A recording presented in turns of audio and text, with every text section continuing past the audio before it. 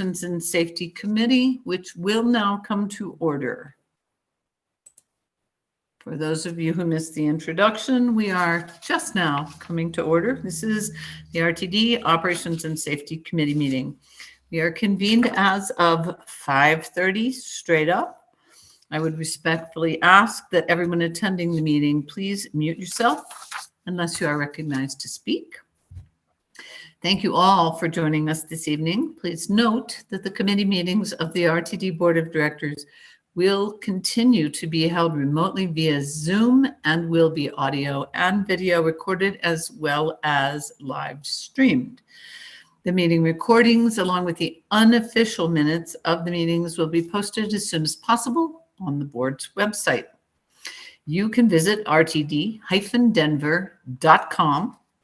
The live stream of this meeting, as we mentioned, is also available on RTD's YouTube page.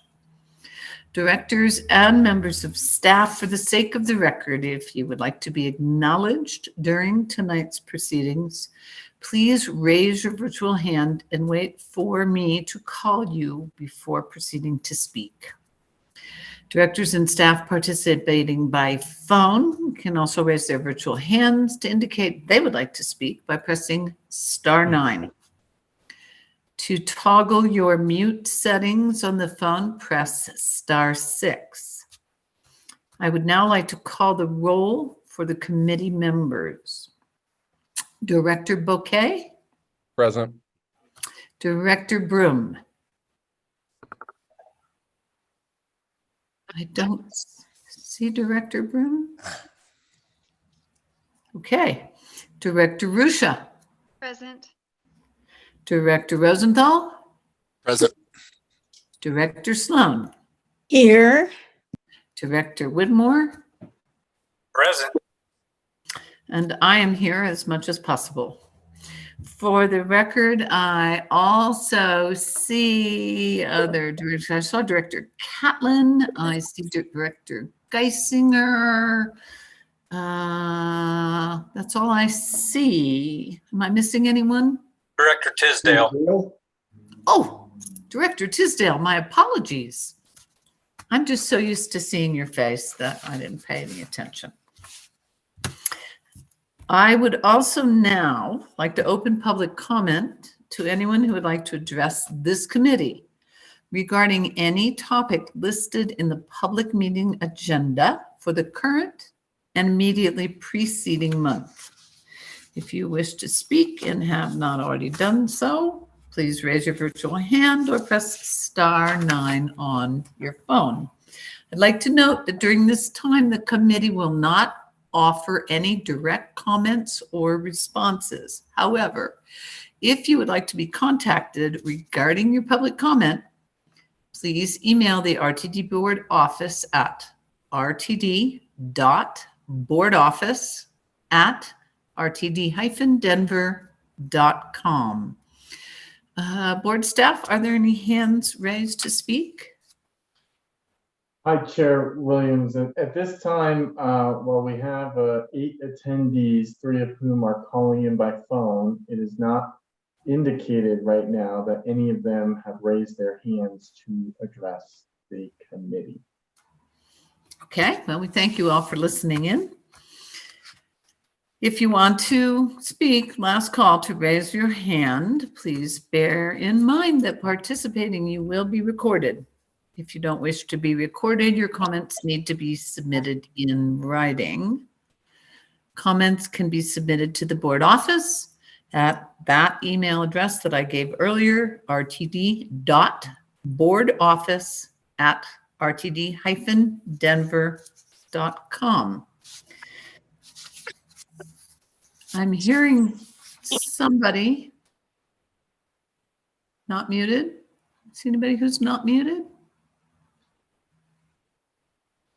Okay, having no speakers, I'm going to ask the board office staff if there were any emailed comments received for today's meeting.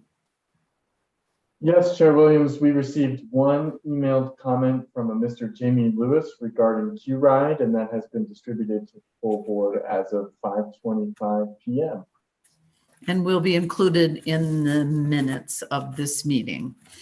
Okay, with no other participation in the queue for speakers or emails, we will close the public comment period at this time.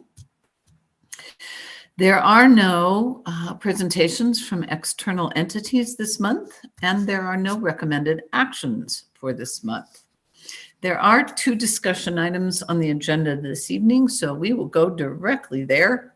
The first item is for a Human Resources Update Q2, and I would like to ask Charlene Polege, our Chief People Officer, to present this item. Ma'am? Thank you, Chair Williamson. Charlene Polege, Chief People Officer. And I will be joined in this presentation. I'll be introducing Don Ronyak. He will be joining to do a piece of this, our Q2 update for HR on talent acquisition.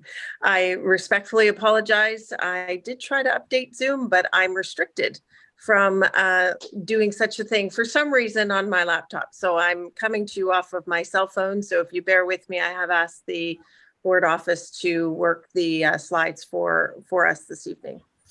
So if we could progress to the next slide, please. So our presentation tonight, we're going to do our HR dashboard, or as we refer to it, our people power. And then, as I mentioned, I'll have Don Ronyak join us, and he's going to give an overview of talent acquisition at RTD, specifically from a high level, just give a high level overview of our process. Next slide, please. So when we go to people power, you can advance again, thank you. When we go to people power, I want to take a look here, and this slide is a little bit different than prior committees. This is our Q2 update. Since we now have data from Q1 and Q2, we aren't just comparing to 2022 any longer. We will be building out the remainder of the year. So what you see before you are our metrics for Q2, which is April 1 to June 30. And I'm just going to go off of my my slides as well. My eyes aren't that, they're not that great. It's hard to see these tiny slides on this on the screen of my phone.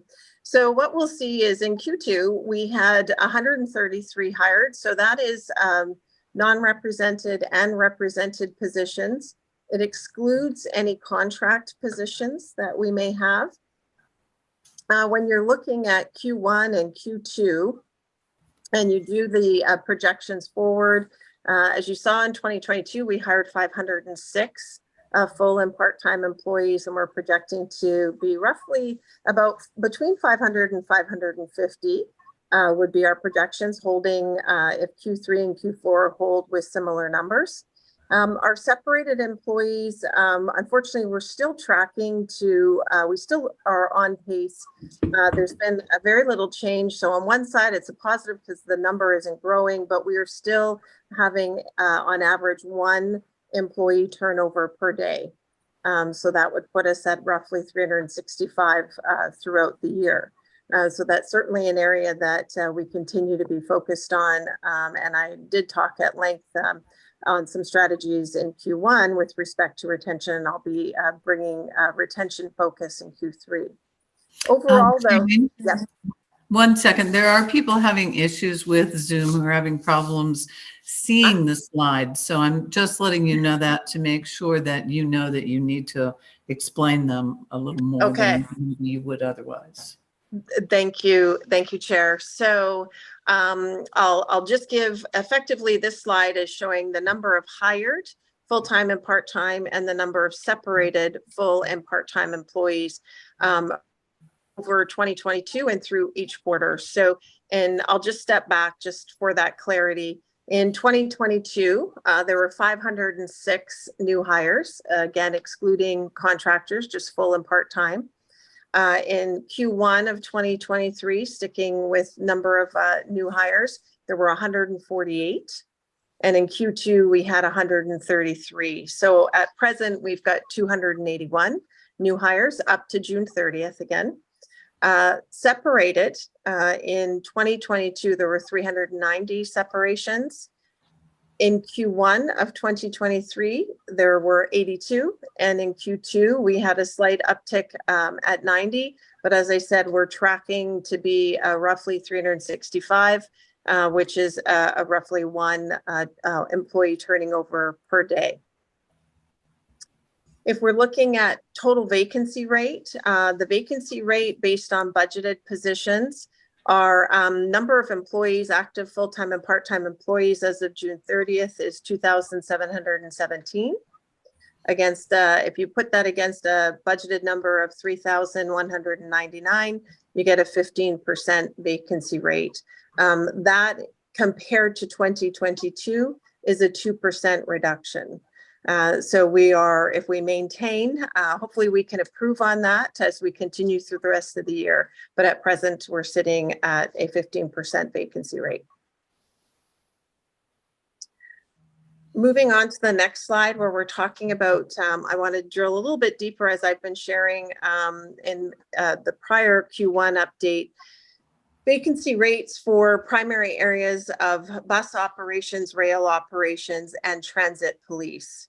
For the purposes, for those of you who can see the slide, and I'll give more detail for those who cannot, but the slide is tracking, we've set a benchmark of 15%. So if a particular area has a vacancy rate in excess of 15%, and we were trending in a negative trajectory, that would indicate a red arrow on the slides. If it is greater than 15%, but we're trajecting in a positive direction, so that vacancy rate is coming down, it would be yellow. And if it's positive in that it's less than 15% and we're seeing a positive trend, we identify that with a green arrow. If there's no arrow, and I'll highlight this when I go through, that means there's no change from the previous quarter. So moving on to bus operations. So if we're looking at our full-time bus operators, the vacancy rate for full-time bus operators remains at 20%. There is no change from Q1. That number is flat. Certainly it's over the 15% threshold that we've established. So we're still continuing our efforts within bus operations and trying to push that down into that 15% category or better.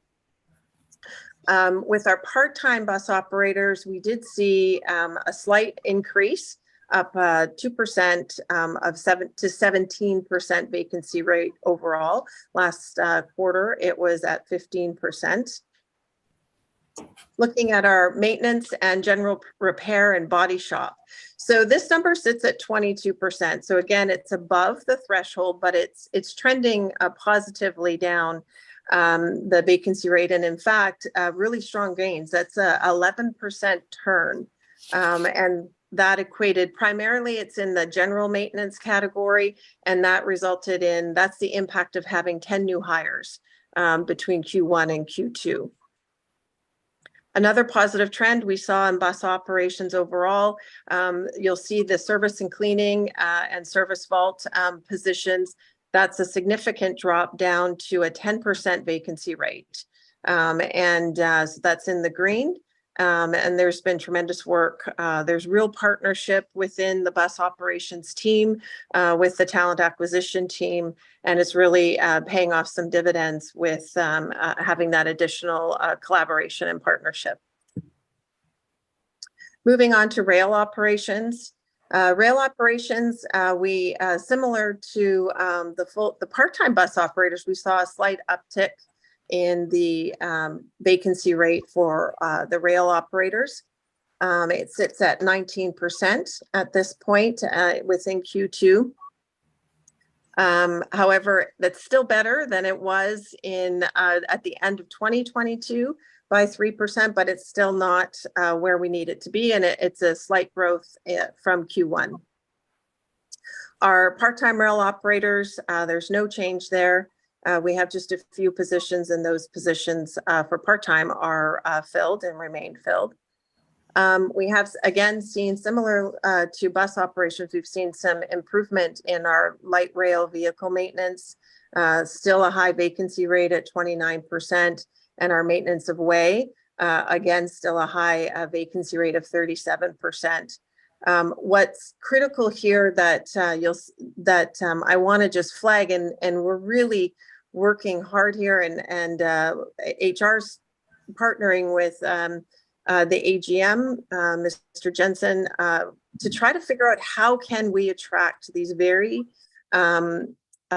these really significant positions, in particular, like our track maintainers. They're sitting at a 50% vacancy rate.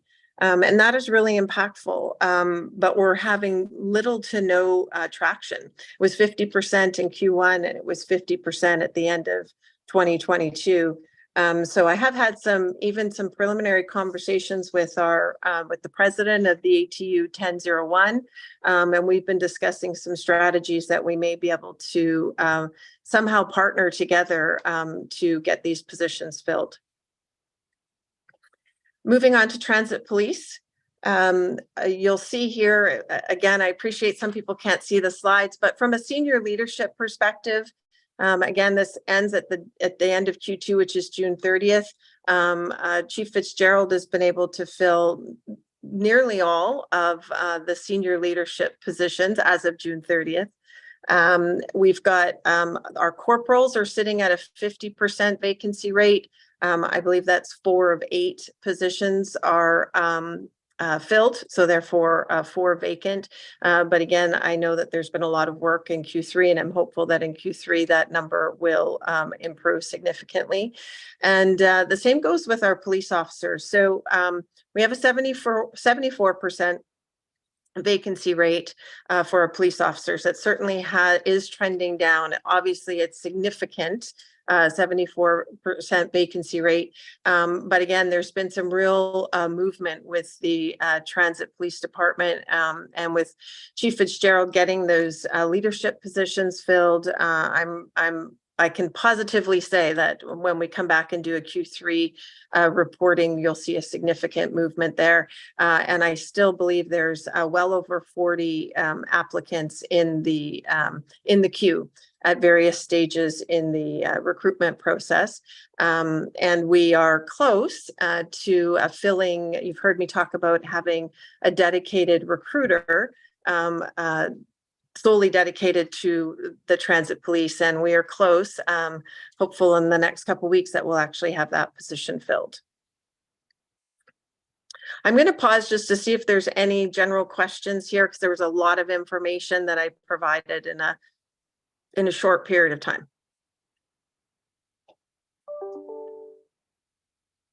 I can't see if there's questions, Chair. So I don't see any. Let me look. Gallery. I don't see any hands raised. Great. Wonderful. There's time at the end, but I thought just because of the amount of information. So also we, as we shared in Q1, as we introduced in Q1, we are tracking our turnover.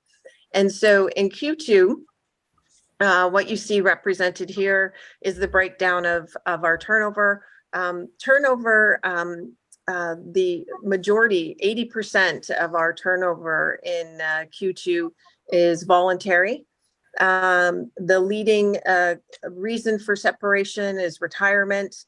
That was the same in Q1, and we are projecting that trend to hold. It should not be a surprise to us, certainly, that people are retiring. We want them to have a lengthy career and then move on when they're ready to do so. So we're definitely seeing that steady pace. 12 of the total number of individuals who voluntarily turned over in Q2 were retirees.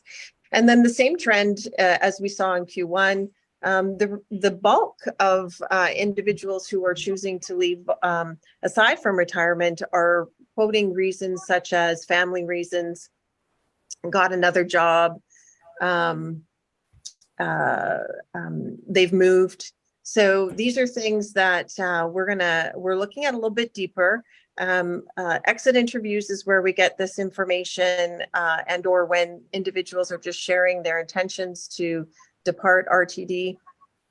We're going to start looking at some of our stay interviews as well to see if we can start catching a correlation, just to try to get more information and understanding so that we can develop more purposeful strategies as to how we can, again, cut that overall turnover rate of 1 employee per day. So from a people power and our metrics perspective, that's our Q2 reporting.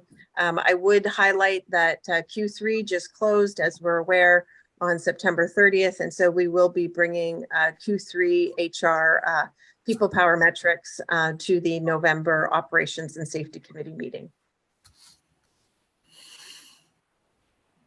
So now I'd like to move on to the talent acquisition portion of our update today.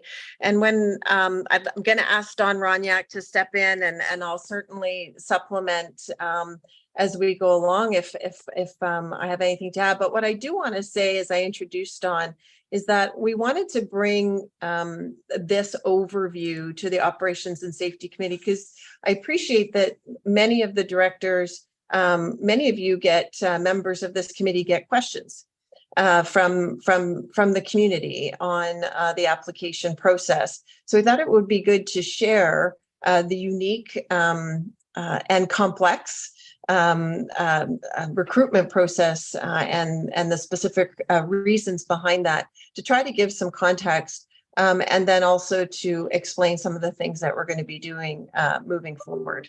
So at this point, I'd like to ask and introduce Don Ronyak, who is our Manager of Talent Acquisition, to jump in and walk us through the presentation from here. Sure. Thank you, Charlene. Good evening, everybody. Again, for the record, my name is Don Ronyak, Manager of Talent Acquisition. Tonight, I want to take you through a few areas, just to give you a brief overview of the process, the people involved in the process, a little bit about the candidate or applicant communication, and touch on some of the 2023 projected statistics moving forward. So with that said, we can move on to the people power slide.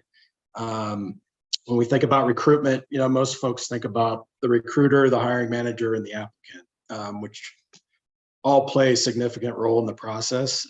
Beyond those 3 obvious positions or folks, there's additional support that's provided behind the scenes that a lot of people may not see. And so when we look at people power in the talent acquisition process, again, we have the hiring manager who will identify where those vacancies are, submit requisitions to fill positions. They will work closely with the talent acquisition specialist who operates as the recruiter to manage kind of the full life cycle recruitment of the candidate into the RTD system. Then we have the job applicant who also has some responsibilities in the process, which we'll talk about a little bit later. And then beyond that, we have subject matter experts that you may see on interview or assessment panels that provide us with services in terms of evaluating applicants and their fit for positions, because they are subject matter experts either in transit, in the industry, internally or externally. They provide great value to the process. We also have compensation specialists for our non-represented positions that, once we identify a candidate for hire, compensation specialist will review that candidate's resume relative to experience and education and determine what an appropriate pay would look like. So they essentially make salary determinations for us in compliance with the Colorado Equal Pay Act. So, I mean, imagine, almost 3,000 employees and trying to keep that straight from internal, external equity and managing what those salary offers look like. Beyond compensation, we have equal employment opportunity specialists that are involved heavily, 100% in the non-represented positions in determining how that process went. They audit the process, the hiring process, from applicant flow all the way to hire. And so what they look at very closely and scrutinize is, the applicant pool in general. Did recruitment get a good pool of applicants? Do we have a diverse panel? Are questions adequate for the position that we're hiring for? And they too have regulatory authority when it comes to the hiring process, and very involved and under the auspices of FTA as well. So they are subject to audits from external entities, and they do an excellent job of keeping us in line with best practice from that perspective. Our human resource management systems analyst plays a key role as well. So we do have a Workday system, our human capital management system, that I believe everybody on the call is familiar with. So when something may not go as planned, or we need to troubleshoot an issue with a candidate, maybe there's a duplicate name, maybe there's a duplicate record, something doesn't line up, we call on our HRMS to help us navigate that. And so that's a critical piece of this team. Our labor relations group does an outstanding job. As we get positions, represented positions, we want to make sure that those are posted internally for a period of time. So we submit those to our labor relations group, and they facilitate that process for us. We have a compliance group. So everybody that comes into the RTD system will be subject to a pre-employment drug test. And depending on the position, some may go for additional testing for pre-employment medical to determine their ability to work in a certain capacity. So that's a critical component for us as well. Once we get to a point in time where we can make a conditional offer, we will launch background check, verification information. RTD will verify academics, employment history, and provide a criminal background check to the selected candidate as we move forward. Should a flag or anything occur in that background check that causes us to take a closer look, we often share that with our legal counsel for additional guidance.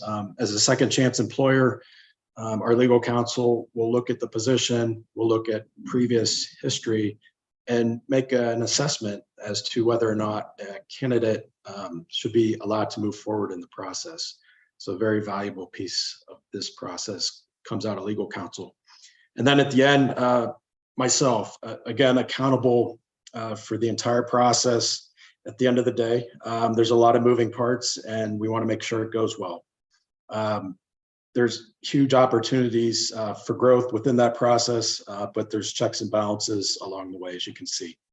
The process itself will start with the initiation phase, and we broke this into several processes, but the first phase we'll call initiation phase, where we have a vacant position.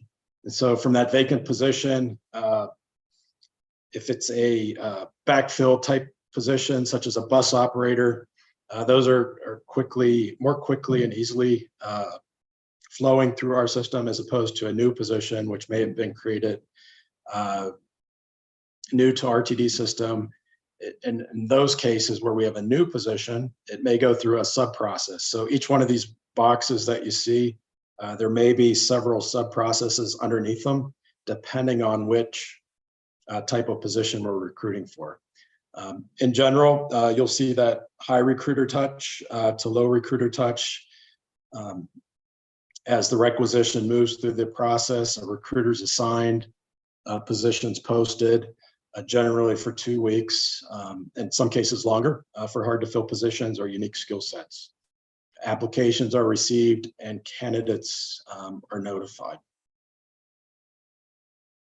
And we can move on to the selection phase.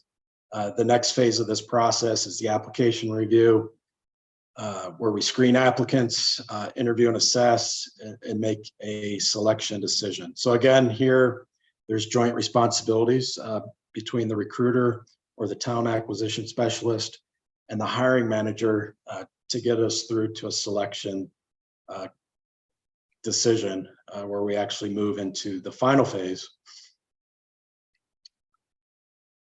which we'll call conditional hire. At this point in time, a compensation assignment is made or determination. Again, these are for non-represented positions. For represented positions, we rely obviously on the collective bargaining agreement where those rates are already preset for us. We go through the EEO review with our Civil Rights Division. We issue a conditional offer to the candidate.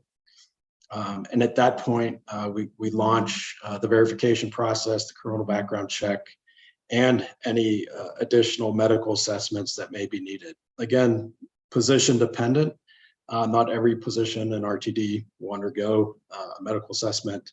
All positions at the current time will go through a drug screen and DMV check for those folks that are driving or have driving responsibilities in the RTD system. So again, high recruiter touch, multiple people involved in this process. Civil rights, again, reviews every singular position on the non-represented side, looking for those items that I mentioned earlier. Our compliance process is in full tact, and there's heavy candidate touch. And what I mean by that is some of the onus on the process that impacts our time to fill does rest with the candidate. If we have a highly motivated applicant that is ready to join RTD right now, they're going to get that link from us to go, take their medical and drug screening assessments and get that taken care of immediately. In some cases, we do have to prompt and remind candidates, hey, before we move forward, we need to complete this, that, and the other step. And then once we get all that information back, we can move it forward. So the average time kind of in this part of the process, the conditional hire phase, we're looking at 15 to 30 days, again, depending on the position. And as we get to the final hiring phase, applicant is clear to hire. At this point, we have all the information back on the candidate. Everything lines up, it looks good. The candidate then, in most cases, will give a 2-week notice to an employer if they're currently employed, and sometimes more. Sometimes it's 30 days, sometimes longer. Where candidates are not currently employed, this phase can move a little bit quicker. But from our experience, most of the folks that we hire do want to provide that courtesy to their current employer to give that adequate notice that they're moving on to another position or another organization. So that does add some time to the process, but it's important that we make sure we get here before we have candidates leaving existing positions. We want to make sure that everything lines up appropriately. From there, we do invite our selected candidate to new employee orientation, which we run every other Monday. So depending on the cycle, we'll try and get a candidate scheduled for a new employee orientation as soon as possible. Sometimes that could be within a week or 2 weeks or 3 weeks, depending on all those steps that the candidate has to clear, all the hurdles that we have to clear to get them to that point in time. From there, we get into a new hire orientation where the recruitment staff kind of hands off to the HR group to complete the hiring process with new employee onboarding, documentation, etc. From that point in time, the candidate is then reintroduced to the hiring manager, and they're kind of off and running within the hiring manager's training protocols. We can move to the next slide. And this slide we wanted to illustrate, at the outset, every candidate that applies to RTD will receive an automated message thanking them for applying to the organization and letting them know if they are being considered. Additional communication will follow. So some applicants will get additional information as they progress into a short list or a finalist or the final candidate. So the finalists, obviously, will receive that conditional offer or regret. Say you're in the top 5. It is our best practice to communicate with that top group at some point in time if they were not selected. Obviously, the final candidate being selected will know their start date, they will have additional communication, etc. Those that are not selected but are in that final tier of consideration will be contacted at a point in time. And so that point in time, again, it could be immediate, it could be after that candidate, the final candidate is placed, or somewhere along that spectrum. And so some of the reasons for not sending immediate communication, because we have had times in the past, and true in all businesses, where you hire a final candidate, your chosen individual, and for some reason at the 12th hour that doesn't work out. We want to reevaluate all of our finalists to see if we can make a good fit. Oftentimes, yeah, we absolutely can make a good fit from folks that were not initially selected, but were extremely competitive and have great skill sets. So the timeliness of that communication is going to vary. So for 2023, what we're looking at right now, we're projecting over 14,000 applications coming into the RTD system. We're projecting over 500 hires for this year. Currently, we have 6 talent acquisition specialists that are divided by department and work group, working exclusively with those groups to meet their needs. We are, as Charlene mentioned earlier, out recruiting for an additional dedicated police recruiter, which we're excited to be able to have that position as the growth in transit police is impressive, and we really want to support that in a good way. So we're excited to be able to have that. And we have one other position that we're trying to recruit for that will assist us with our light rail and rail operations. So we're excited about those 2 in progress. Each talent acquisition specialist on average will work with approximately 10 to 15 different hiring managers and their vacancies. So as you can tell, there's a lot of moving parts, again, going on, and their ability to juggle the positions in a good way, pay attention to the detail that needs to be adhered to, stay compliant with all the regulatory requirements of the day. It's a big ask, but we have a very talented group that I'm excited about, and we're building, I feel, a very good team in this capacity.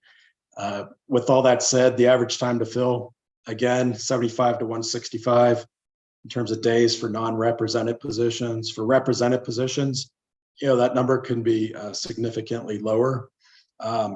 Bus operator, for example, a position that's traditionally backfilled, continually open on our job board.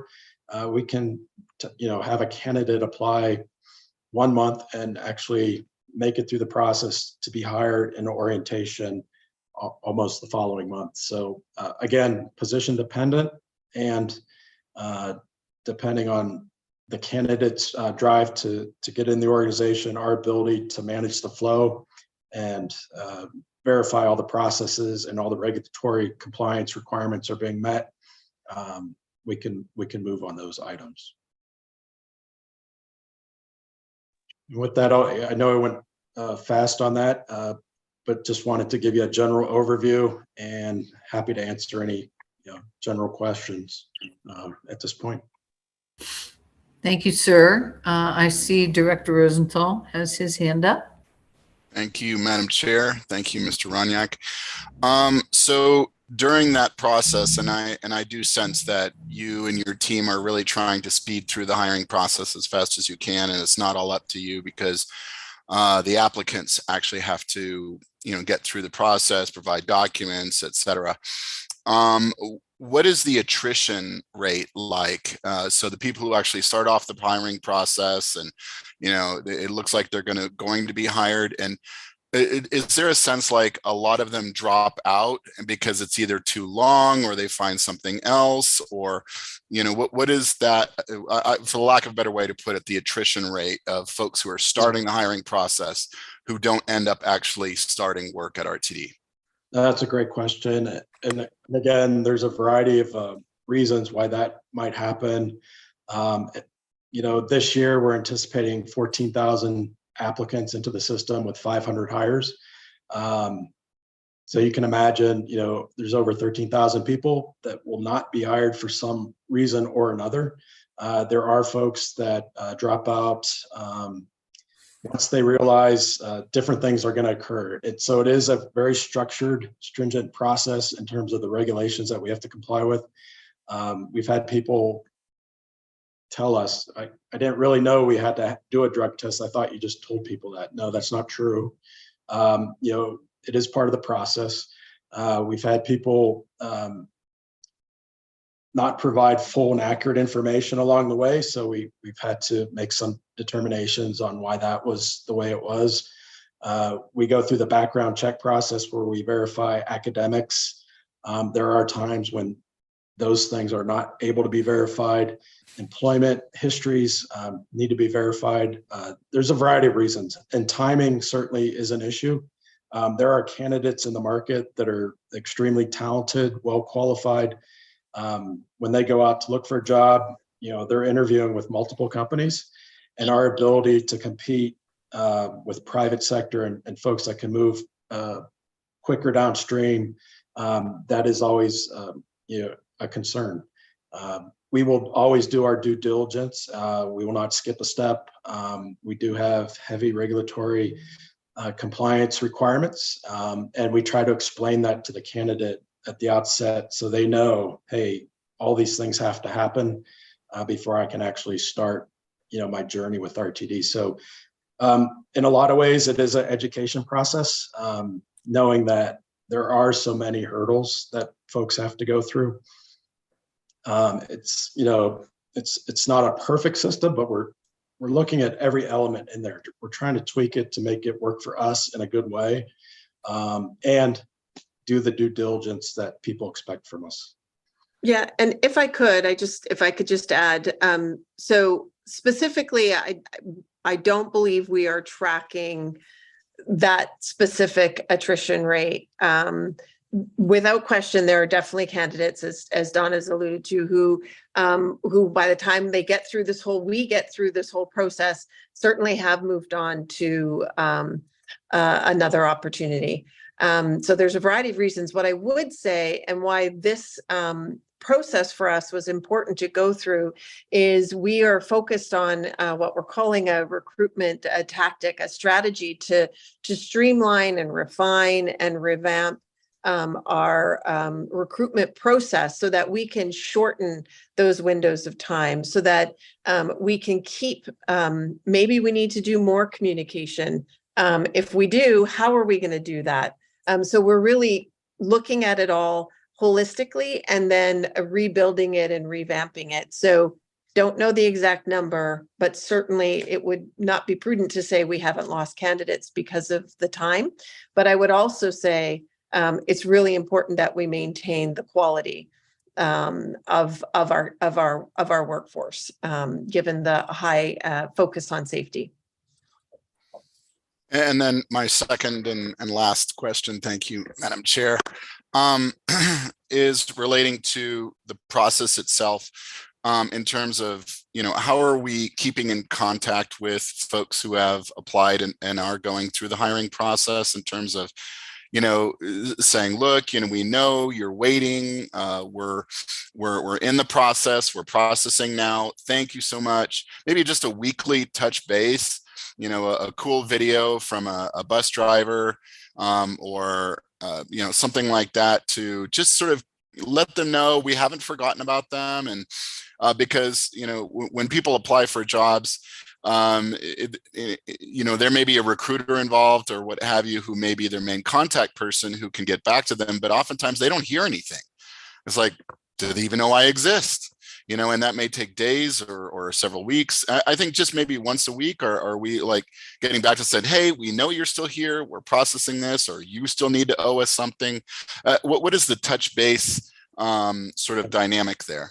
No, that's a great question. I will tell you, once we get to that phase, there is a regular communication. We identify a finalist. I'm going through that process right now currently. There is a weekly touch point where we, go back and explain this is what it looks like moving forward. We need the EEO review. We need our compensation review. We need for you candidate to complete that drug test. We need to get the credential verifications back. Once everything lines up, we can move forward. And so they're part of it. Is, the candidate needs a little bit of patience and understanding of what this looks like. And we need to do a good job of explaining what that roadmap looks like into, that day one orientation.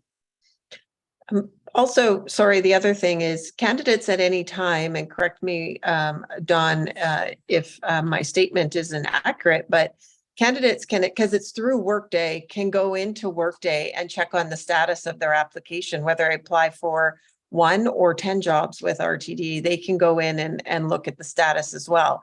I appreciate it may not be the same as having a person reach out all the time, but at the same time, respective of 14,000 applications, as Don said, once they've made it through the process to a particular stage, there's very regular communication. But the initial automatic email, not every person who applies is suitable for the position they're applying for. And so they would see that update, but they're not going to be provided updates regularly if they're screened out of the process. But there's definitely room for improvement. Madam Chair, if I may. Yes, absolutely. Ms.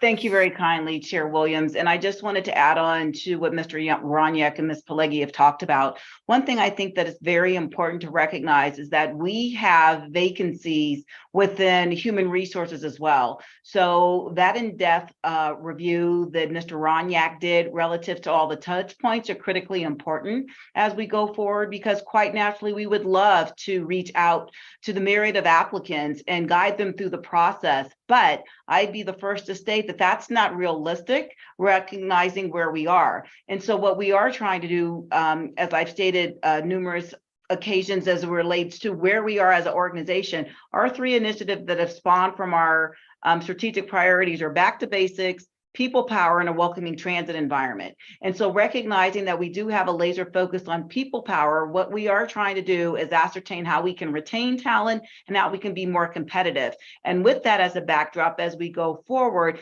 is basically honing in and managing expectations. So what Ms. Pelleggi and Mr. Roniak and I talked about just about 2 weeks ago is managing the expectations. So when somebody applies for a position, we can qualify that by stating, expect that if you're a qualified candidate, expect to hear from us about an interview process that'll take place within this time frame. If you make it to the next phase, expect it from this time frame. So people can make informed decisions if they're actively seeking recruitment or actively seeking employment from a multitude of employers. They have an understanding when they might hear something back from us. So I just wanted to share that with all of you, because I think that's a very important piece of the puzzle, because not only do we have human resources vacancies, also on the EEO side as well. And so those go in tandem. And for those of you that were a part of the performance committee this morning, that issue came up as we related to our employee satisfaction survey, because quite naturally, we have to ensure that we are creating an environment where there is a level playing field for equal employment opportunity, and we have vacancies in those areas as well. So thank you very much, Madam Chair, for allowing me the opportunity to share that information, which I think is critical to this discussion. Thank you, ma'am. Anyone else? Director Issue, you had your hand up, took it down? It's up, it's down, it's up. It's up, she's up. Okay, you have the floor. Thank you, Madam Chair. So the slide talks about 500 projected new hires. I wasn't sure if that's positions open or folks that we expect to hire, and I was wondering if I get clarification, because we always have some number of jobs open. And so if I could get that question answered first, then I had a couple follow-ups. Our projection is to fill 500 requisitions. A requisition for a singular position, those are full-time regular positions, not contract positions. Those are full-time regular positions throughout the organization. Ms. Johnson, I see, did you want to add to that? No? Leftover hand. Okay, Director Rusha, was that your answer? Your,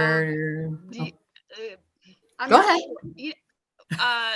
I'll just go ahead and I'll just keep going if I may, Madam Chair. So we have a shortage of bus operators. Can someone address even just ballpark? How many openings do we have right now? How many bus operator openings do we have right now? And even if it's just a ballpark, or high level, how many applications are we getting right now? And then back to that new hire question and the acquisition of new talent projection.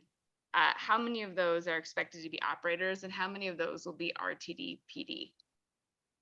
So if I may, Madam Please. Chair, so Director Rusha, as of June 30th, 173 open bus operator positions as of June 30th. So that's that number that you were looking for. What's the actual number? And that continues to track in a, as I said, it's flat. So it's not, we are recruiting every 2 weeks. There are new bus operators in, but we do have bus operators are our largest employee group. And so those retirees that we're seeing, where it's 11 in last quarter and 12 in this quarter, the majority of those are bus operators. So it is that 173. We also will be projecting to have more retirees in there. So that number becomes larger as we go. So it kind of does this, right? So that's that question. Your other question was of the, what percentage you said would be of the, what was your other question? Because you had a few in there. If I may, Madam Chair. Yes, please, go ahead. Okay, thanks. And then I was asking just generally speaking, how many applications are we getting, whether it's however we track that for operators? I'm not sure if we have that at the ready in this meeting. Certainly it's something that we could look at. I don't think we have, I mean, of that 14,000, what the breakdown is on operator applications, I'm not certain, but it's certainly something we can step away and look at and see if we can pull that number. Thank you. I think that would be helpful. And then the other question I had, yes, of the projected hires, the 500, if you had an idea of how many of those would be operators and how many would be RTD PD, understanding that those, to my understanding, are some key needs for the agency. So of the total 500, again, I'd have to go back. We'd have to look to look at how many, because we're forecasting, right? So what percentage we're at. When it comes to, for the bus operators, we'd have to go back and look. The Transit Police Department, if we're just looking at officers, I'm hopeful that in that 500, and I'm sure Chief Fitzgerald is hopeful that 50 of those are police officers, of both cadet and lateral officers. Ms. Johnson, do you have input on this one? I do. I just wanted to add some context because I recall the last occasion in which we had this update. It seems as if there were some confusions relative to the numbers. So for everybody that's tuning in that may review this at a later date, it's important to state that we do have contracted employees. And while Ms. Pileggi and Mr. Ronyak have stated numbers relative to positions and vacancies, those are RTD directly hired positions. Just at the board meeting last week, we had public comments whereby we were provided some astronomical number by a public commentor, and I believe that number was conflated as related to our contracted services provider. So I just want to state for the record that this information is pertaining to RTD directly hired employees, because 50%, approximately 50% of our services are contracted out. So thank you very much. Thank you. That's good information. I see. Director Rusha, you good? Can I let somebody else have the floor for a little bit? Yes, Madam Chair. Thank you so much. If you have more, we can come back. We'll come back. Director Geisinger. Thank you. And thanks very much, Ms. Pelleggi and Mr. Roniak. It's always a good presentation and helpful information. I'm just wondering about, and I asked this with the awareness that you have a lot of HR needs to fill in terms of staff as well, but I think that their workforce programs, which you probably know more about than I do, but with all of our counties, I know the state has one, I'm sure some of the cities do. And with 15 directors, I'm wondering if we can help with any of that. There's also second chance programs out of, various different state agencies and other groups. And where are we on that? Do you feel like we're able to take advantage of those? I'm thinking that maybe some of those help answer some of the questions for us, in terms of weeding through, I shouldn't say it that, but in terms of going through the applications and whether they meet some of our requirements. What I would say, no, I appreciate that comment. It's always good, and I probably get 3, 4, 5 emails a week of different community type events that are going on. Say, hey, we should participate in this, and we should outreach here and connect with this organization. We are making partnerships with the Denver Workforce Center and workforce centers throughout our region to make sure that we are recognized as a pipeline for talent for our community. So what I mean by that is specific example, we've connected with Denver Workforce Center to provide information sessions on a fairly regular basis. We have a center in Montbello that we're working with now. We're working with our partners at DIA, where the other Denver Workforce Center is, and downtown at the Webb Building. So between those three and some external workforce centers in Arapahoe and Douglas County, we're able to get some visibility where previously we may not have been visible. How can board members help? I mean, I would say continue to funnel information into us where you see there could be an opportunity for connection. We will do our best. We have a great community outreach program that represents not only RTD and other facets of the business, but they also can share information on recruitment. So we can, expand our coverage outside of our, 6 recruitment staff. We can expand that to other internal staff within RTD to cover additional area for that community visibility, which I think is important. I think that would be a good way to support that. Again, funnel that information in, and we'll make our concerted effort to reach out where we can. Thank you. Thank you. Thank you both. Director Geisinger, hand down. I will. Okay. Do I see any other hands? Anyone else? That was a great presentation. I appreciate you both. Oops, sorry. Okay. Seeing no other hands, we're going to move to the next item on our agenda, which is the RTD Transit Police Department update. And I see Dr. Fitzgerald, our Chief of Police, and I'm assuming he has some information for us. You have the floor, sir. Thank you, Madam Chair. With your permission, I'll continue. In January of 2021, Ms. Johnson, our GM and CEO, submitted a written request to APTA, the American Public Transportation Agency, for peer review of our existing security model. APTA convened, and the peer review panel consisted of fellow SMEs, subject matter experts in transit policing. So in 2022, August of 2022, I should say, upon my hire, I began implementing their recommendations. That was provided in the board report and is continued within this document. The PowerPoint presentation that's associated with this, with the board report itself, describes on a high level our strategies, operational and strategic, that we use while delineating those we anticipate will affect us in the future and what we've done to affect conditions now. So as pretty much a quick recap of the document you have, The overarching strategy for RTD PD is founded in the following areas: proactive and positive community engagement and forming partnerships, like exercising full arrest processing powers in 6 of our 8 counties and engaging in continuous discussions with entities like Denver on the same. We also focus on crime prevention, chronic offenders, intentional and a phased approach at internal growth. That includes hiring our sworn officers that in effect greatly improves our chances of having high performance and our interaction outcomes with folks on the street.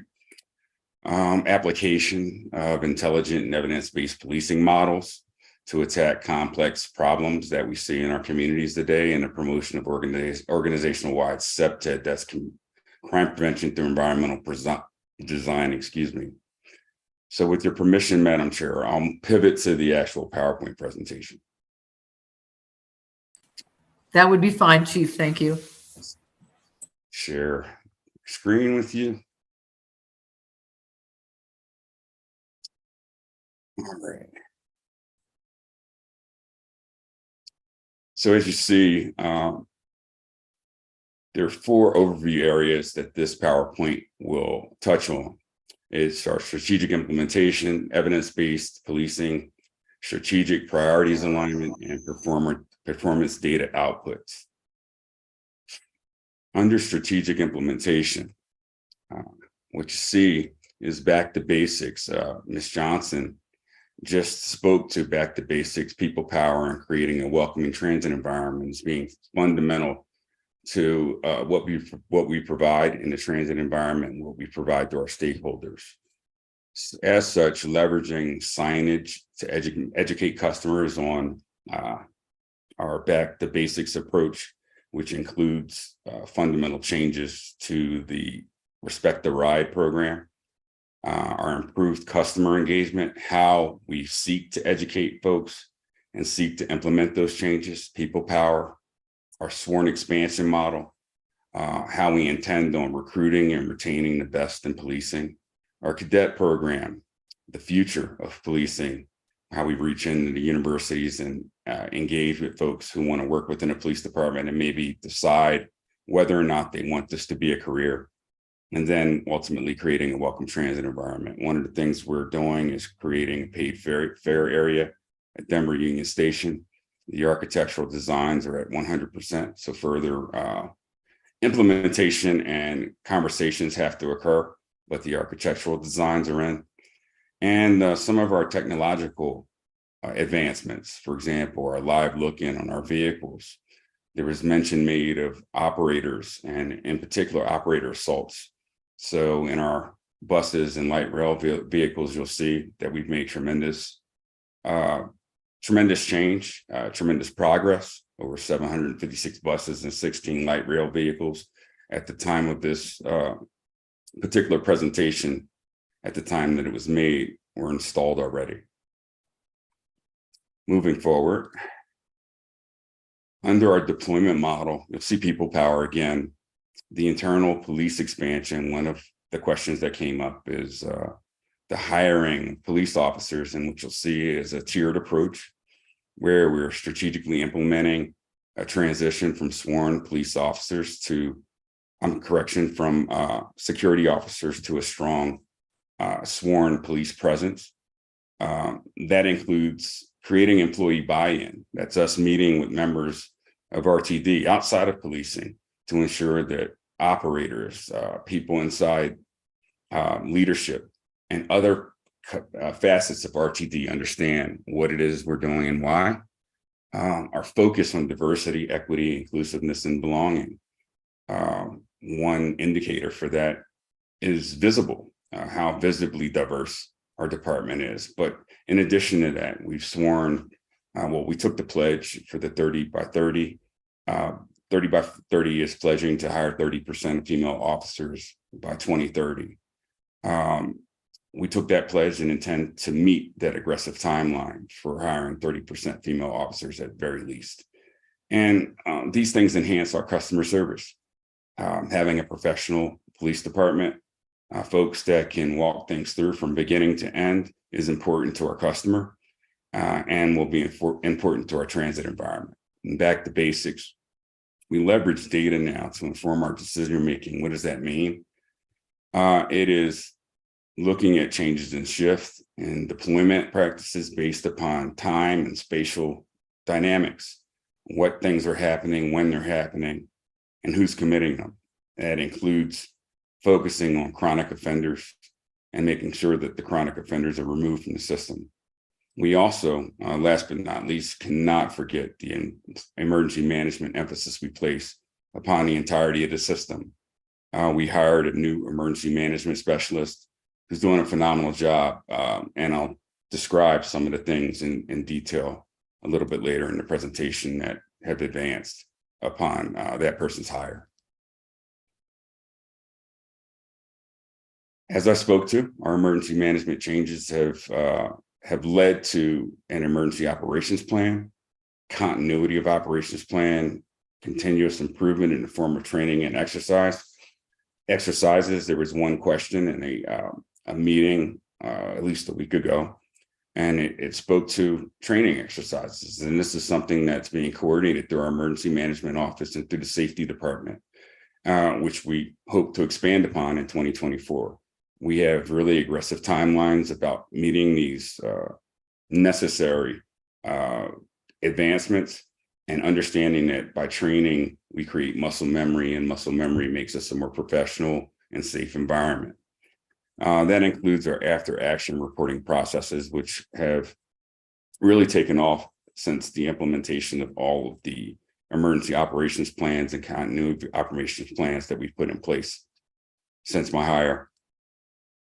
Evidence-based policing is an area that I spoke to earlier. It runs hand in hand with intelligence-led policing. That's creating priorities for our department that are based on science, math, and actual understanding of policing. We've added sworn patrol officers to our patrol sectors. We have commanders in each sector, as I described before, but we've redone our organizational chart and started placing officers under each commander. And as we grow, those officers responding to the separate sectors within our organization based upon, again, call volume and deployment strategies will grow. That'll make it more tactical and precise in our deployment. It allows our commanders to continuously assess and account for the tools they use and help me to keep them accountable for crime and other things that happen on our RTD premises. It helps us train and promote our career development for folks within the organization, part of pledging to hire 30% more women or people who identify as visible women in this department, is making sure they have a career development program in place, one that allows them to become leaders within the organization. Our focus, again, on crime analysis, smart policing, and other back to basics to help us modernize our CAD and RMS, which we hope to do in 2024, and to expand our partnerships, as I previously spoke to, with all 8 of our counties. We've worked diligently with Denver to create an atmosphere where officers are able to actually execute the paperwork end of arrest. We all make arrests. We can make arrests in all 8 different counties that we serve in, but processing arrest is the key differentiator. And in 6 of our 8 counties, excluding Denver and Weld at this time, we're able to make arrests and actually process those arrests. How does this align strategically for us? Well, it goes back to that unflattering picture of me to the right, please ignore, but again, the 300 new cameras that we're placing in high crime areas throughout our system and our testing of new hardware. And what does that mean? Well, there's new technology out there that increases our ability to interrupt crime and to detect criminal activity upon our implements of transportation. That means contributing to the way our buses, our rail and light rail feed us information, how our facilities are reorganized to promote crime prevention through environmental design, feeding our information into what's called now the Real-Time Crime Center. That's our video investigators who work 24 hours a day and are able to pull up video information when need be. The milestone migration is an upgrade of CCTV and video management software platforms and surveillance systems that gives us increased ability and gives our real-time crime folks actual ability to access control cameras and better video analytics, which lead back to intelligent-led policing. Our servers are being updated to maintain our existing recordings. You can only imagine with the expansive number of cameras that we have in our system, the need to have expansive retention. And last but not least, and what's shown in that picture is just us engaging with members of the community. You see more of us out there attending sessions throughout the RTD service provision area. And when we are attending these different events, we are also recruiting. Mental health and unhoused outreach coordinators have been a struggle for us. We are planning to expand our mental health outreach to all 5 sectors. In places like Jeffco and Denver, it's easy because we have partnerships with those agencies and are able to utilize their services to offset the fact that we really need to concentrate on that hiring. And again, as you heard in the last presentation, we're working diligently with HR to do that and to get the right people hired here and to get the right recruiters in place. We've rebranded the way we do things. How's that, you may ask? Well, we have a commitment to guardianship and service. That increase in community participation and visibility is part of rebranding, and educating our customers, working with our public relations folks to ensure that we educate people the right way. It's not without flaws, but I can tell you that we're doing a much better job on the ground of communicating changes to the RTD environment to your everyday customer. And we want to become the law enforcement employer of choice.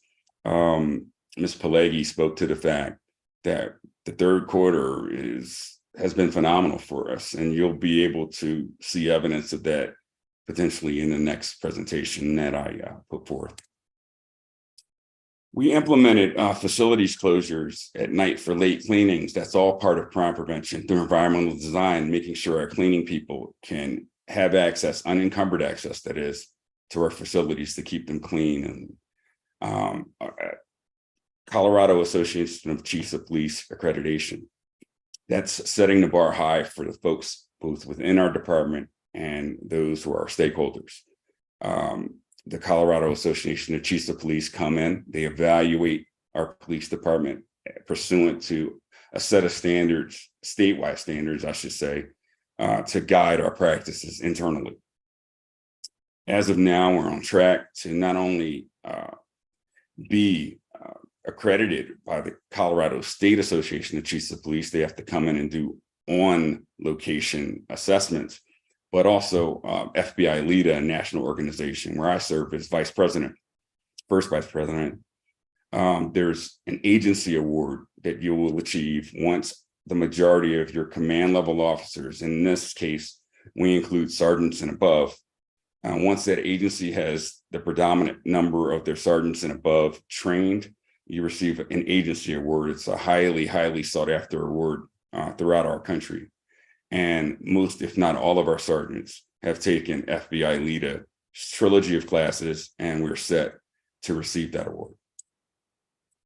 In terms of customer excellence, again, theft from motor vehicles and the way we've used information and the way we've proactively gone out and provided information to our stakeholders has made a difference. You'll see that we've issued thousands of theft report cards. I described that in the last presentation I did before you, where we proactively go into areas where we have seen high numbers of thefts from automobiles, and proactively going into those areas and graded people on whether they've left materials inside that may make them a target for crime. So we've had success in that regard, up to 3,003 report cards disseminated at the point of this presentation's preparation. And we've now tied it in the future to officer goals in those areas. So as we have 5 sectors, as we have 5 commanders in each one of those sectors, officers in those sectors will be responsible for disseminating this information and reducing the number of deaths from autos in their respective areas. A pretty cool aspect of what we've done lately is ArcGIS mapping. That means that, and forgive me if this doesn't work as I intended, but I will try it from here. We're able to go online. I should say all stakeholders are able to go online to go in, and I'll use 1600 or 1660 Blake Street as the example, and see who actually is responsible for that particular service area, and to pick a location within that particular area in which they've had either a concern, complaint, problem, or question. This will go, once you click on the image to contact the respective commander in that area, goes to that form that you saw on the slide, on the PowerPoint slide.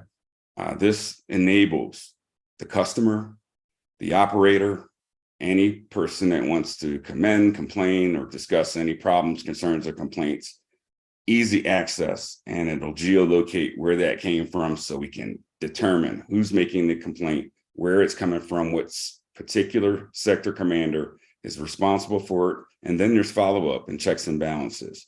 It goes to not only our deputy chief, I should say both deputy chiefs, but also it goes to me. So we're able to create a real robust follow-up for the customer, whether they leave their telephone number, whether they leave we're hoping that they leave their telephone number and email address. The purpose of this is to create a circumstance where our citizens, our customers feel as if they've been heard. It informs our decisions. And as I spoke to, it's a checks and balances to ensure that the police department gets direct information from our stakeholders. In terms of hiring, again, we're utilizing historical contractual savings from our security contracts to offset sworn police hires. I spoke to the CEPTED planning. We're doing some facility planning of our own. We anticipate within 2 to 3 years needing a facility because we would outgrow district shops. And it's just a measurement tool for us overall, how what we do equates to financial success and promotes efficiency, goes to even our software process and how we retain information, how we disseminate information, how easily we can retrieve it to meet even your needs. Again, that will require a CAD and RMS software upgrade. It leads to the things you see below: evidence-based policing and intelligent-led policing, but also it ties together our dispatch, our training, our policy, 911, and other modules that we lack at this time. We don't have a respective internal affair modules that is just through our normal records management system. Most departments have access to these things: investigative and administrative software. Those are all things that a newer product will give us to take us really into this 21st century policing. So some of the data that demonstrates some of the success that we have, and people would say, well, you're seeing historical costs for service up. That's a good thing. It's a good thing that people want to call us and discuss with us what's going on, and will share and have the confidence in the fact that their problems will be addressed. As I mentioned in the last slide, or the last 2 slides, I talked about having checks and balances. This means that our checks and balances are working. We do have customers that say they've never heard anything back from RTD, that have changed their tune when calling us and investing in us again. That's a key to bringing people back to the transit environment. Our criminal incidents are trending downward. You'll see that slightly up in August, as we could probably anticipate, with some incidents happening with having more riders who don't traditionally ride as customers. That's okay. We can prepare ourselves and are preparing ourselves to deal with crime within the RTD transit environment. Our hiring is one way of us doing it, but our education and our on-the-ground work as far as going into sectors and attacking crime where it happens, when it happens, has led to this trend downward. One really positive is something that I mentioned before, but it was worthwhile or commingling our 21, 22, and 23 numbers and looking at Union Station and the precipitous decline in incidents and criminal incidents, calls for service, I should say, in this slide has been incredible. Things are sometimes visual, but other things you need to see in terms of the physical environment, taking a walk through the station and understanding that it's now more clean. It's now, we receive less calls for Denver Union Station than we do in many other areas in our environment. And that means that a focused approach to dealing with problems actually works. So as a subject matter expert in this area, we hyper-focused on Union Station and the results are clear. Police issued suspensions. Many anticipated that police issued suspensions would rise. That has not been the case. We've really been judicious about the way we apply the revised code of conduct.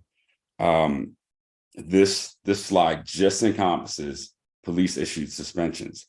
We have had to remind our security providers and our operator, I should say our supervisors or operator supervisors out there, that they have the ability to write suspensions as well. And in doing so, I think we're seeing some more compliant behavior, and it's been evidenced in the other slides. So just to go over again, the key projects and initiatives, the increase in internal staffing with the reduction in security staffing, our increase in CPTED to prompt infrastructure changes, how we've addressed more serious crimes through higher visibility, vigilance, and evidence-based policing, and our transition, into our new facility has really helped us. One of the questions that just came up about recruiting mentioned, well, how do we recruit better? Or what are we doing at the ground level? And I can tell you, and HR will support this, from the police department level, we are entertaining those interested in becoming police officers in the facility that we have. In the past, we had no facility. Our officers changed their clothes in the parking lot. Now we're able to show them that we have a fixed facility and we have long-term plans within the next 2 to 3 years to look and feel like another police department within the state of Colorado. So I thank you. That ends my presentation, and I'll stand by for any questions that you may have. Please excuse my voice. It's fine. You know, hey, we all enjoyed it, I think, very much. We'll see if we can take the screen back, and then I can see hands. There we go. Director Rosenthal, I see you are up first. I don't know. On my screen, I got Director Sloan. Maybe you want to go first. Oh, ladies first. Okay, Director Sloan, you have the floor. Well, thank you, Director Rosenthal and Madam Chair. I actually have 2 questions. Chief, I appreciate the presentation, and as you know, I have received complimentary letters about a change, a very positive change on the W line. So it shows your efforts are bearing fruit. I do have a couple of questions. How does the, I don't know if you said Argus software relate to Transit Watch? In the past, we have pushed Transit Watch. A lot of people who connect with me are not impressed with it, but can they talk to each other? Do you get data from both and make one response, or how does that work? I'm glad you asked that question. One of the things that Transit Watch does not do is speak to sort of other systems. It goes directly to dispatch, and dispatch will then disseminate that information to our folks on the ground. We have taken a look at other software products used through and other transit agencies across the country, some of which integrate into fare software, which makes it super easy for someone using their fare software to just report a crime and not have to go out of that system to make a report to the police or even pick up the phone and actually physically call. So it really doesn't tie into the TransitWise complaints. I will tell you that, again, I do think there's value in it because we're still engaging with our customers and responding to our customers' complaints and needs. But we need to evolve, and I'm hoping that within the next few months, we will take a look at a few other things that perhaps internally we see as being beneficial to all. Thank you. You're welcome. And may I go ahead with my second? Yes, go ahead. Chief, you mentioned two things that kind of tie together in my mind. One, you've emphasized education, and you also talked about July passengers who don't traditionally take transit. I can't say I've had a flood of calls, but I've had a couple calls about young people on the trains and buses who are not engaging in criminal behavior as far as I can tell, but they're annoying people. I was wondering if you have plans to go out to the schools and educate the young people about how important it is that they learn to take transit. And part of that is the culture of transit. That's a huge part of what we intend to achieve, even with the cadet program. Trying to get into the universities and in the high schools and say, hey, this is what we do. This is what acceptable behavior looks like. And, hey, come join us, right? So it's a key part, and everywhere that I've been, to try to make sure that we engage with kids, especially at the earliest levels. And let me be frank, most of what we see in the transit environment at this time is really not the kids going to and from school, and not the ones that are, they're adults. I mean, we have very few incidents. I recall one last year that was, pretty bad, involving kids. But since I've been here, for the most part, most of our incidents, our serious incidents, don't involve children.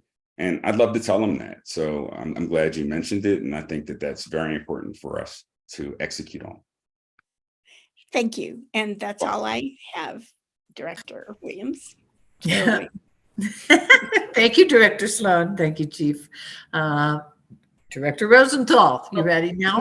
Madam Chair, if I may, I just wanted to add on to that, because I think this is critically important for all of you to hear. So recognizing we do have our Zero Fare for Youth program that's in a pilot phase. And just this morning, our Chief Communications Officer and I were talking about the surveys that will be done. One thing that's critically important is we talk about those that are utilizing the services. It's educating and informing them, and then working in tandem with the school districts. In my past experience, I use the I statement because I want to leverage this experience, is working with the school districts, because when they're actually on RTD property, the same rules should be in place relative to how they would behave on a school campus. So this is something in and of itself, getting back to Director Sloan's question more pointedly, as it relates to creating that transit customer and understanding the rules of engagement when you're utilizing the service. Because Chief Fitzgerald makes a great point. We're not talking about individuals that are necessarily creating havoc, but oftentimes individuals at an impressionable age will get into groups, and they can be their nice jovial selves that could cause disruptions to others that are not in that demographic. So this is something we're exploring as we go full steam ahead, thinking about a permanent Zero Fare for Youth program. So I just wanted to share that that is something that we're working on as we garner survey data. And it actually was Carl Green I was speaking with about the surveys, not our Chief Communications Officer. But yes, this is something that we're leveraging as we go forward, so we can be intentional. And that was the point of doing a pilot program for a year, so we could, basically get the necessary data to inform our programs from an engagement vantage point. Thank you. Thank you, always. Okay, Director Rosenthal, you let all these women go. All right, well, everybody's had great questions. So Question for, first of all, thank you, Dr. Fitzgerald, and thank you to your team and to entire leadership and General Manager, CEO as well. Clearly, you put in a lot of work, a lot of thought, putting in a lot of new processes, and I really appreciate what you're doing. And as folks have also indicated that it is being noticed in the community that that you are really making a difference, and thank you. So one of the things that people are starting to notice is the when they do call or report something through Transit Watch, that the folks that your security does come. But by that time, somebody has already left the train, or they've already left the platform, or something like that.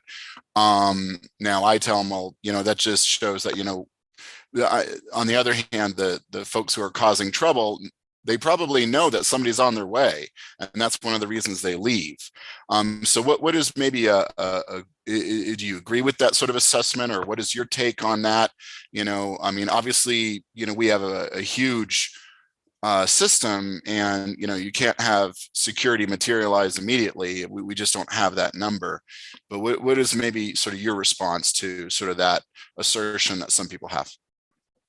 I certainly do think that a vast majority of things may happen out of the view of an officer or even a security guard. Quite frankly, how many people actually act out in front of those folks, and when and if they do, it may be due to a mental illness or other type of situation. So there have been instances, obviously, where we have interrupted crimes and done so more proactively over the last year, and I think that's a result of us expanding outward. I hit the street every day. Each one of the commanders and deputy chiefs are out, and part of being more visible is being proactive in prevention. And part of being proactive in prevention, I think, is knowing not only, and we talked about this during other conversations, but knowing there may be consequences. So our transition from a security approach to that of sworn officers assures that if there is illegal activity that is outside of our code of conduct, that we're going to take action on it. So you'll see more compliance as we grow more and more, and as more attention especially focuses on hotspots and more precise time and spatially driven areas where we're seeing problems. Thank you. And sort of those hotspots that I think, you've spoken now and before, for example, about the W line, the Decatur station, Wadsworth, places where you've said, look, we're trying to station folks more, we're trying to do CPTED, we're, more cameras, things like that, and to try to forestall things from happening. I do get, some feedback that, there's occasional issues, but at the same time, I hear what you're saying is you're also trying to stop things from happening. Now, is it realistic, though, to have either a sworn officer always at that station, just doing the beat at the station, and just having somebody there, in a police booth, sort of like Doctor Who? I'm a big fan. How do we, can we station someone there? Can we do that? I don't know that there are many that would get that reference, but me. But yes, I do think it's possible. One of the benefits to drawing down upon our security contract and ensuring that we have officers there is the reinforcement of the need for better behavior, and us being able to go out into the community and to go to meetings and actually speak to some of the changes that folks want to see. And we can't do that with security. Security officers can't go into community meetings and present things like police officers. So in certain areas, like in your Doctor Who booth example, it may be appropriate to have a security guard or standing on a platform. But in many ways, we've seen a better result in having police out on certain platforms and police being seen during the times that we've had activity. We can never be everywhere. As I tell our operators, and our customers. But we can plan better, and we can, act upon, what's in front of us and what our trends look like. And that seemingly has helped us address some of the longstanding problems here in the transit environment at RTD. And then finally, sorry, Madam Chair.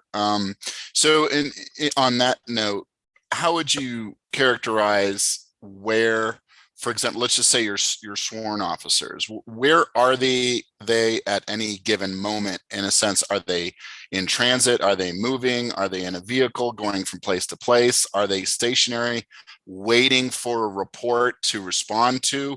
Or are they walking around and then they get a report and then they move somewhere else? How would you sort of characterize in any, and that you may not be able to answer that based on, they are always moving. I don't know.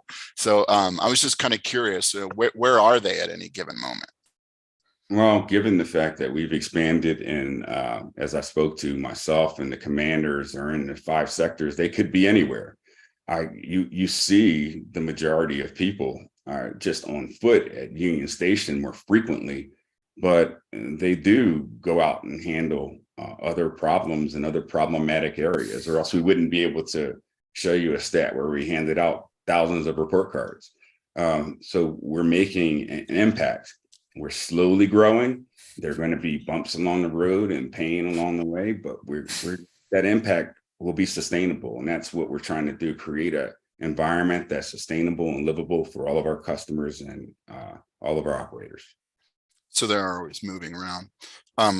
Oh, can I ask one more, Madam Chair? I'm sorry. So on the appeals process, so you talked about suspensions. Do you have any numbers, any statistics on how many folks apply for an appeal of their suspension and how many are successful? And I don't expect you to have that tonight, but if you would just perhaps for the next report, be able to let us know. Thank you. Thank you, sir. I will have that. Okay, good discussion. Director Whitmore, I think you are up. Thank you, Madam Chair. Chief, appreciate the presentation. Very good. One short question, kind of getting into the weeds, and then one story to tell. You mentioned the sectors, and I thought earlier you mentioned 6, but then you've referenced 5. So which is it, which is not really very important, but I'm just curious, how are those sectors formulated? Is it population? Is it hotspots? Is it geography? And I would assume that they are subject to change based upon the need. So that's my only question at this point. So I mentioned 6 commanders. We do have 6 commanders. One is in administration, and Gotcha. They coordinate our background investigations and recruiting efforts and such under Deputy Martingano, but the other 5 are under Deputy Horn and work in patrol. And to your other question, yes, we can, when we should always, as just a best case scenario for the agency and in policing, adjust our parameters and borders. As of now, they don't exactly mirror, let's say, each one of your particular areas. Right. Like the 5 large spatial geographic areas where, our one area, for example, Sector 5, is most of our downtown environment is one of our smaller areas per se. However, it's our busiest. Sure. So that's where we'll ultimately deploy more people. In the larger scheme, our other areas, our outlying areas, are having problems like those juveniles riding on a train being rambunctious, as opposed to, necessarily breaking the law. So our focus has to be able to shift, and we have to be able to know that we can address whatever problem arises. And that means, looking at those concentrated areas, deciding upon when we need to make adjustments and which command sector might be too large or too small. So I reserve the right to change that, as would any police chief, ultimately based upon just, staffing study and other numbers that we would put together based upon call volume and actual criminal reports. Thank you, Chief. Madam Chair, if I can share my story now, and I'll try and be as brief as possible, but that's difficult for me because it's a good news story. So last Tuesday, after the board meeting, walked over to Union Station to catch my inline train, and I just missed train, but that's okay. A huge crowd in Union Station. It was an event from a food service provider, and the place was packed and it was hopping. It was really kind of a jovial environment. Number of our officers and trainees there and others because of such a huge crowd. But I sat down on the bench by the door and was just kind of observing. And I watched a young family go to the ice cream stand. Two little girls, one maybe, well, I'm a bad judge of age, but two little girls, leave it at that. The youngest girl got her ice cream cone, and predictably, after about 5 steps, the ice cream fell off the cone onto the floor. And as I'm sitting there, I'm thinking maybe I should go find some paper towels or whatever. And before I could even think twice about it, one of our officers ran right over to the mom and the daughter and instinctively made sure that the young girl didn't pick up the ice cream and try and consume it. It was very cute. But she jumped in instinctually, was assistant to the mom, helped clean up the mess, took the young family back over to the stand. And I don't know if she paid for it or if it was given by the vendor, but got another ice cream cone for the little girl. And she got there just in time because the lip came out and the tears were about to flow. But I watched the whole activity there, and I got to tell you, I was so proud of her and the other folks that were there just assisting this young family. So I went over and introduced myself, and I don't know if she's an officer, evidently a trainee. Her name's Heidi Hansen. Instinctually did the right thing as a person, not as a police officer. And I was quite impressed. So I visited with her very briefly. She introduced me to her trainer. I didn't get his name, but her name was Heidi Hansen. Her 3rd week on the job. Didn't even have business cards yet. Gave me her card, and I was so proud of her. And that engaging in community activities, the guardianship, and just common sense, being a darn nice human being. So please pass along to her and the folks that were with her that evening last Tuesday at Union Station. That's all, Madam Chair. I'll make sure we do that, and thank you for conveying that story. I really appreciate it. I'll make sure she gets her kudos. Thank you, Director Whitmore. That's a nice thing to have as part of the meeting. Okay, Director Rusha, your hand is up. Here? There you go. Okay. So I have a comment. So in looking at the presentation, in the monthly criminal incidents, which I think is packet page 43, it looks like in February we had 299 captured incidents, and it was a pretty cold month in February. In July, which fellow director referenced, and I think the chief also referenced, we had 133. So that is a significant decrease, actually. I think that's like 56% decrease. And I would expect that as the winter months come in, that will have an increase again, because that tends to be the trend. And so I just want to like caution, that we be careful in our language and not put a very small increase on captured incidents on the Free Fares for Better era, which I think was a very successful program. So I just wanted to put that out there, and also to manage our expectations that, as it gets colder, that, we might have an increase in security incidents, because I think that has been the case year over year, and is something that we just expect to trend. That's how it goes. But I had a specific question, if I could, and this is about mental health staff, which we've talked about a lot this year. Could we get a more specific update as to our targeted contracted hires? Earlier, some of us had asked about this, and we had one contracted unhoused outreach staff in Jefferson County. But the other planned or contracted outreach staff through community partners, those positions hadn't been filled yet. Have any of those been filled? Is there a more specific update to that effect, or anything that either the chief or our GM CEO would like to speak to? So I did speak to it. I said that we've had tremendous difficulty hiring. And I said that we were attempting to hire 5, 1 for each sector. Thank you, General Manager.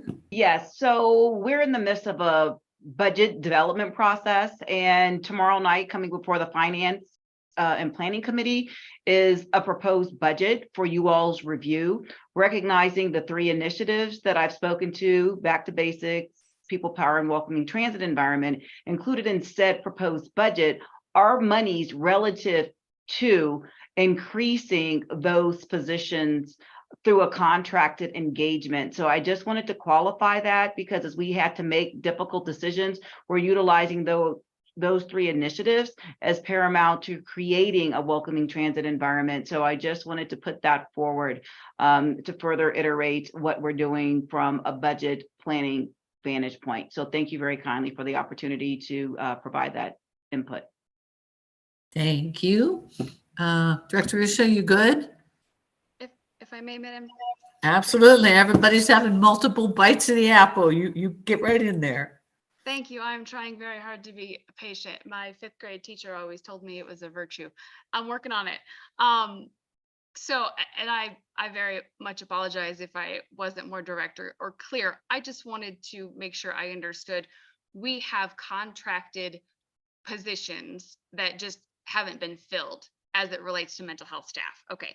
And if I understood what was just said, we do not have a plan to hire mental health staff or unhoused outreach staff internally, or might that change with the next fiscal year? Could I get a clarification? So Chief, if I could just really quickly, I want to be very forthright in my comments. Our core business is delivering transit services.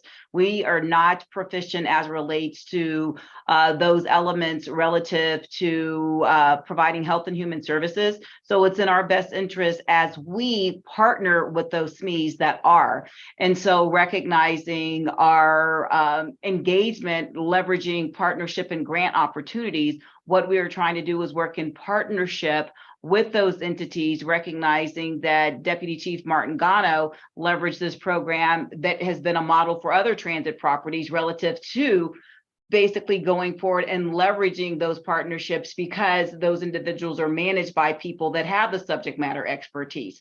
And so what we are endeavoring to do is leverage those partnerships going full steam ahead and basically providing funding relative to those entities in which we can go forward. So we intentionally to expand where we are so we can have coverage across the sectors, as our chief of police just qualified. That is what we've included in the budget, recognizing that there was a position previously that we had. They're trying to hire for that, but I was being intentional as we look to increase that, because that is actually a SMART goal. And I'm speaking a little bit out of school, but those are a SMART goal for those that may not be clear: specific, measurable, attainable, and realistic time-bound goal as it relates to one's performance. And so the chief has established those goals for some individuals on his command staff. So Chief, I just wanted to give that context, but feel free to elaborate if you need to do so.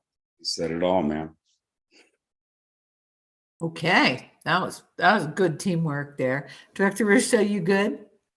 I think so. And as a former teacher, I know what a SMART goal is. So I'm looking forward to tomorrow's finance meeting. Thank you, Madam Chair, for entertaining me. I appreciate it. You are welcome.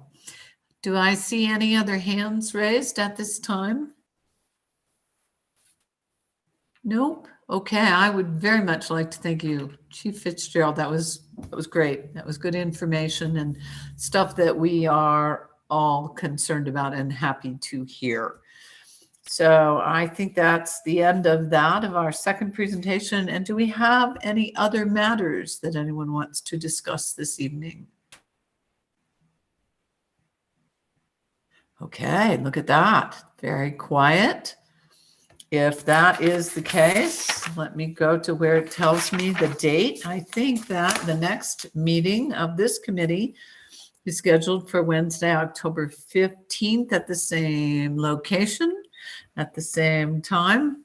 And seeing no other discussion, I'm going to call this meeting adjourned at 7:19. Thank you all for Chair joining. Williams, did you mean November?